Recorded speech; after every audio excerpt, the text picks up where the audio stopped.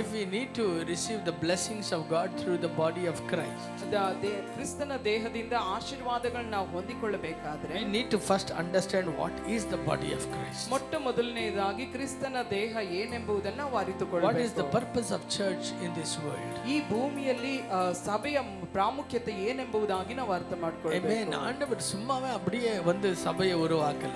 ಯೇಸು ಸ್ವಾಮಿ ಹಾಗೆ ಸುಮ್ಮನೆ ಹಾಗೆ ಸಭೆಯನ್ನ ಉಂಟು ಮಾಡಲಿಲ್ಲ. அவர் ஜீவனை கொடுத்து ஒன்றை உருவாக்கப்பட்டது சபை.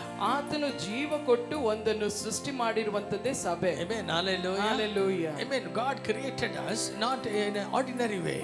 ದೇವರು ನಮ್ಮನ್ನು ಸಾಧಾರಣ ರೀತಿಯಲ್ಲಿ ಸೃಷ್ಟಿ ಮಾಡಲಿಲ್ಲ. God created everything through His word. ಎಲ್ಲವನ್ನು ದೇವರು ತನ್ನ ಬಾಯ ಮಾತಿನಿಂದ ಸೃಷ್ಟಿ ಮಾಡಿದರು. He spoke and everything came into existence. ಆತನು ಮಾತನಾಡಿದನು, ಅದರ ಮೂಲಕವೇ ಸರ್ವವು ನಿರ್ಮಿತವಾಯಿತು. But when it was about us, ಆದ್ರೆ ನಮ್ಮನ್ನು ಕುರಿತು ಹೇಳುವಾಗ the Bible says ಸತ್ಯವೇದ ಹೇಳ್ತದೆ, God created us in His own image, ದೇವರು ತನ್ನ ಸ್ವರೂಪದಲ್ಲಿ ನಮ್ಮನ್ನು ಉಂಟು in ಮಾಡಿದರು. His own likeness. ಆತನ ಹೋಲಿಕೆಯಂತೆಯೇ ನಮ್ಮನ್ನು ಸೃಷ್ಟಿ And ಮಾಡಿದರು. then God breathed into us, amen, into us His life, into the nostrils of man.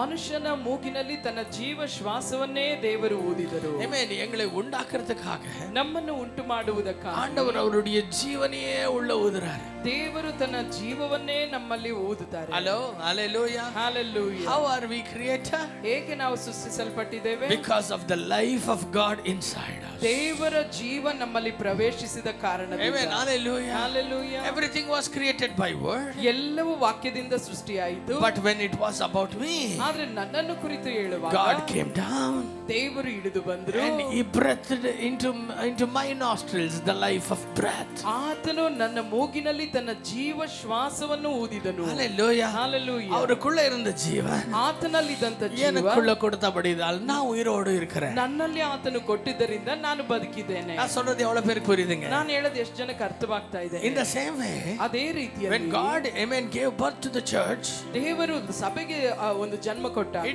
it was not just like how He created other things. ಬೇರೆ ಕಾರ್ಯಗಳನ್ನು ಸೃಷ್ಟಿ ಮಾಡಿದ ರೀತಿಯಲ್ಲಿ ಅಲ್ಲ. It was not like how He created new eyes to the blind people. ಯಾವ ರೀತಿಯಲ್ಲಿ ಕುರುಡರಿಗೆ ಕಣ್ಣು ಕೊಟ್ಟರು ಆ ರೀತಿಯಾಗಿ ಅಲ್ಲ. It was not like how Jesus brought out Lazarus from the tomb.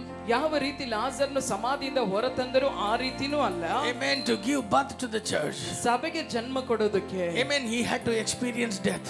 ಆತನು ಮರಣವನ್ನು நான் ಅನುಭವಿಸಬೇಕಾಯಿತು. சொல்றது புரிஞ்சதுங்களா? ನಾನು ಹೇಳೋದು ಅರ್ಥವಾಗ್ತಾ His ಇದೆಯಾ? death gave birth to the church. ಆತನ ಮರಣವು ಸಭೆಗೆ ಜನ್ಮ ಕೊಡ್ತು.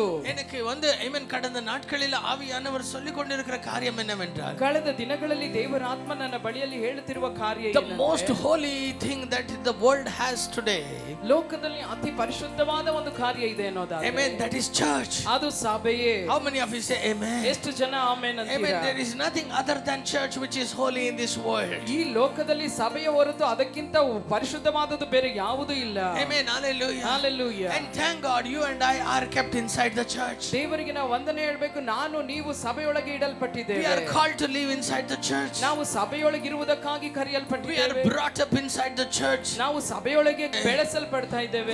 We will be taken up, amen, in the air, caught up in the air, amen, through the church. ಒಂದು ದಿನ ಸಭೆಯ ಮೂಲಕ ನಾವು ಮಧ್ಯಾಕಾಶದಲ್ಲಿ ನಾವು ಒಯ್ಯಲ್ಪಡ್ಲಿಕ್ಕಿದ್ದೇವೆ. Amen. Hallelujah. Hallelujah. Thank God for God has kept us in the safest place. ದೇವರು ನಮ್ಮನ್ನು ಸುರಕ್ಷಿತವಾದ ಸ್ಥಳದಲ್ಲಿ ಇಟ್ಟಿರುವುದಕ್ಕಾಗಿ ದೇವರಿಗೆ ನಾವು ವಂದನೆ ಹೇಳಬೇಕು. Amen. Hallelujah. Hallelujah. His plan over our life is glorious. ನಮ್ಮ ಜೀವಿತದಲ್ಲಿ ದೇವರ ಯೋಜನೆ ಮಹಿಮೆಯಾದದ್ದು. அவர் இருக்கிறாரோ, amen, சரீர பிரகாரமாய் அவர் இல்லையோ, ಆತನು ಶರೀರ ಪ್ರಕಾರದಲ್ಲಿ ಇದ್ದಾರೋ ಇಲ್ಲವೋ, ஆனால் அவருடைய சரீரமாய் இருக்கிற சபைக்குள்ள என்னையும் உங்களையும் வைத்திருக்கிறார். ಆದ್ರೆ ಆತನ ದೇಹವಾಗಿರುವ ಶರೀರವಾಗಿರುವ ಸಭೆಯಲ್ಲಿ ನನ್ನನ್ನು ನಿಮ್ಮನ್ನು ಆತನು ಇಟ್ಟಿದ್ದಾನೆ. Amen. Hallelujah. Hallelujah. What more can be the safest place in this world than the body of Christ? ಕ್ರಿಸ್ತನ ದೇಹಕ್ಕಿಂತ ಈ ಲೋಕದಲ್ಲಿ ಇನ್ನು ಸುರಕ್ಷಿತವಾದ ಸ್ಥಳ ಬೇರೆ ಯಾವುದು ಇರ್ಲಿಕ್ಕೆ ಸಾಧ್ಯ? Amen. Hallelujah. Hallelujah. என் தகப்பன் மரிப்பதற்கு முன்னே, ನನ್ನ ತಂದೆ ಸಾಯುವುದಕ್ಕಿಂತ ಮುಂಚೆ amen, he built a house for me. ಆತ ನನಗಾಗಿ ಒಂದು ಮನೆಯನ್ನ He ಕಟ್ಟಿಕೊಟ್ಟರು. made me made my life safe. ನನ್ನ ಜೀವಿತವನ್ನ ಸುರಕ್ಷಿತ ಮಾಡಿದ್ರು.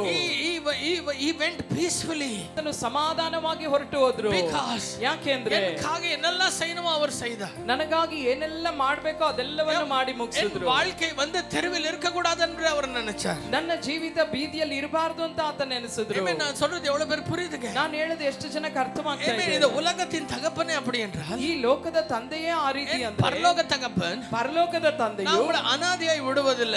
ನನ್ನ ಅನಾಥನಾಗಿ ಬಿಡೋದಿಲ್ಲ. எனக்காக ஆவியை ஊற்றி ನನಗಾಗಿ ಆತ್ಮನನ್ನು ಸುರಿಸಿ எனக்காக ஒரு திருச்சபையை உருவாக்கி ನನಗಾಗಿ ಒಂದು ಸಭೆಯನ್ನು ಉಂಟು ಮಾಡಿ உலகத்தில் எவ்வளவு உபத்திரவங்கள் கஷ்டங்கள் கண்ணீர்கள் சாவுகள் மரணம் இருந்தாலும் என்னை மட்டும் நோவாவுடைய பேழை போல ஒரு சபைக்குள்ள கர்த்தர் என்ன வைத்திருக்கிறார். ಲೋಕದಲ್ಲಿ ಎಷ್ಟೋ ಸಾವು ನೋವು ವೇದನೆ ಸಂಕಷ್ಟಗಳು ಇದ್ದರೂ ಕೂಡ ನನ್ನನ್ನು ಒಂದು ನೋಹನ ನಾವೆಯಂತೆ ಸಭೆಯಲ್ಲಿ ದೇವರು ಸುರಕ್ಷಿತವಾಗಿ ಇಟ್ಟಿದ್ದಾರೆ. எவ்வளவு பேர் ஆமென் சொல்றீங்க? ಎಷ್ಟು ಜನ ಆಮೆನ್ ಅಂತೀರಾ? this ark ಈ ಒಂದು ನಾವೆ இந்த ஒரு சபை ಈ ಒಂದು ಸಭೆ ஒரு நாள் அராரட் என்ற ஒரு பர்வதத்தின் மேலே உன்னதங்களில பரலோகத்துல போய் என்னை நிறுத்தும். ಇದು ಆರರಟ್ ಅನ್ನುವಂತ ಉನ್ನತವಾದ ಸ್ಥಳದಲ್ಲಿ ಪರಲೋಕದಲ್ಲಿ ಒಂದು ದಿನ ಹೋಗಿ ತಲುಪುತ್ತದೆ.